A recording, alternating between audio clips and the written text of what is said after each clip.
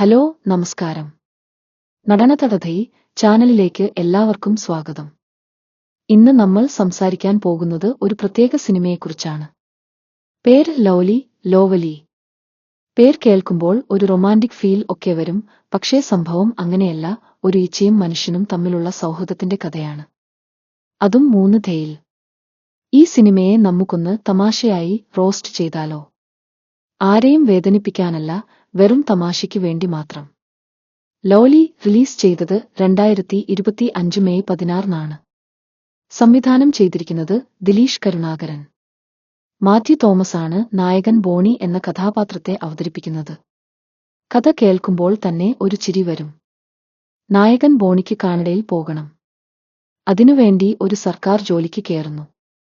പക്ഷേ ഒരു കള്ളക്കേസിൽ പെട്ട് ജയിലിൽ പോകുന്നു. അവിടെ വെച്ച് നമ്മുടെ നായകന് ഒരു ഈച്ചയെ കൂട്ടുകിട്ടുന്നു. വെറും ഈച്ചയല്ല, സംസാരിക്കുന്ന ഈച്ച.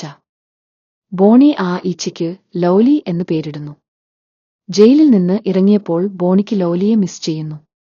തിരിച്ച് ജയിലിൽ പോകാൻ വേണ്ടി എന്തൊക്കെ കോപ്രായങ്ങളാണ് കാണിക്കുന്നത്. സ്വന്തം നിരപരാധിത്വം തെളിയിക്കുന്നതിന് പകരം കുറ്റം ഏറ്റുപറയാൻ വരെ തയ്യാറാകുന്നു. ഈ സീൻ കാണുമ്പോൾ എനിക്ക് തോന്നും, ഈ ഡയറക്ടർക്ക് ഒരു ലോജിക് ബ്രേക്കർ ഉണ്ടോ എന്ന്. നായകനെ ജയിലിൽ തിരികെ എത്തിക്കാൻ ഒരു ലോജിക്കുമില്ലാത്ത വഴികൾ ഉണ്ടാക്ക് എന്ന് പറഞ്ഞാൽ മതി. സിനിമയുടെ തിരക്കഥയെക്കുറിച്ച് പറയുകയാണെങ്കിൽ അത് ഒരു ഡിസ്ക്ലെയിമർ പോലെയാണ്. നിങ്ങൾ ഒരു സ്വപ്നത്തിലേക്കാണ് പ്രവേശിക്കുന്നത് എന്ന് സിനിമയുടെ തുടക്കത്തിൽ പറയുന്നുണ്ട്. അത് ശരിയാണ്, കാരണം സിനിമയിൽ നടക്കുന്നതൊന്നും ഒരു ലോജിക്കുമില്ലാതെയാണ്. ഓരോ സീനും ഓരോ ദ്വീപുകൾ പോലെയാണ്, ഒന്നിനും ഒന്നുമായി ബന്ധമില്ല.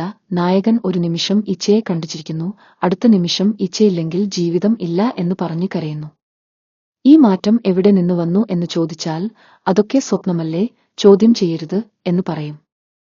സിനിമയുടെ നല്ല വശങ്ങൾ എന്ന് പറയാൻ പറ്റുന്നത് ആഷിഖ് അബുവിന്റെ ഛായാഗ്രഹണവും 3 മേക്കിംഗുമാണ്. കാഴ്ചയ്ക്ക് നല്ല ഭംഗിയുണ്ട്. ഈച്ചയെ ഒക്കെ നന്നായി ആനിമേറ്റ് ചെയ്തിട്ടുണ്ട്.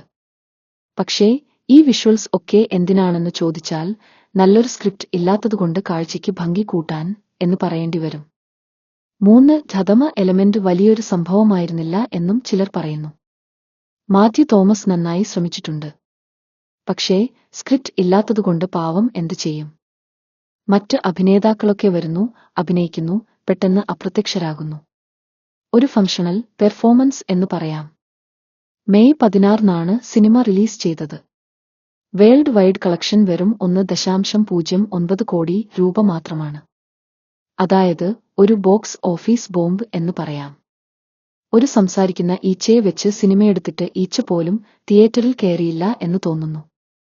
മൊത്തത്തിൽ പറഞ്ഞാൽ ലൗലി ഒരു എക്സ്പെരിമെന്റൽ സിനിമയാണ്.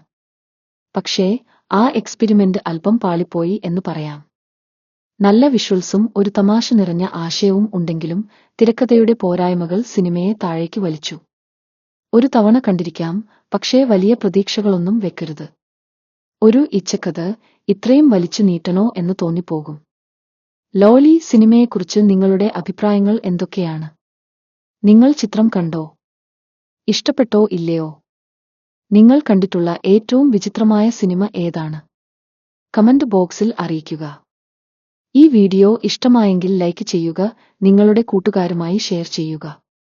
ഇതുപോലുള്ള കൂടുതൽ സിനിമ വിശേഷങ്ങൾക്കും ഭവയും ക്രിയേറ്റിവിറ്റിയും ചേർന്നുള്ള വീഡിയോകൾക്കുമായി നടനതടഥൈ ചാനൽ സബ്സ്ക്രൈബ് ചെയ്യാൻ മറക്കരുത്.